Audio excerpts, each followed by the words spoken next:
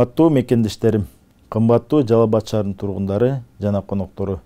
Сиздерди кирип келе жаткан жаңы жылыңыздар менен чын дилимден куттуктайм.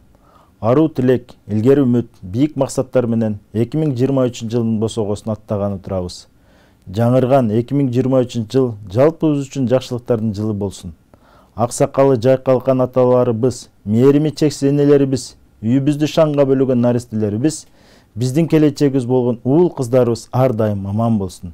Ар бирибиз эски жылды узатып жатып, артка кылчайып, өткөнгө көз чаптырабыз. Узап бара жаткан жыл Жалал Абад шаары үчүн ийгиликтүү жылдардан болду десем жаңылышпайм. Анткени шаарыбызда бир топ ийри курулуштарды аягына чыгарып, элибиздин турмушун жакшыртууга багытталган бир топ иш-аракеттерди жасадык. Өтүп бараткан жыл ийгиликтер менен катар элибиздин ынтымагын, биримдигин сынаган окуялар орун албай койгон жок. Бирок биз бардык кыйынчылыктарды чогуу жеңип, өлкөбүздү өнүктүрүү үчүн бирге аракет кылдык. Учурдан пайдаланып сиздердин ар бириңиздерге ыраазычылык билдирем. Ардактуу мекендештер, жаңырган жылда жараткандан жакшылык тилейли. Жергебизде тынчтык, элибизге ынтымак болсун. Кампабыз данга, дастарканыбыз нанга толсун.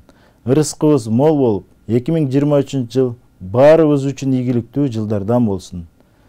Дагы бир ирет жаңы жылыңыздар менен.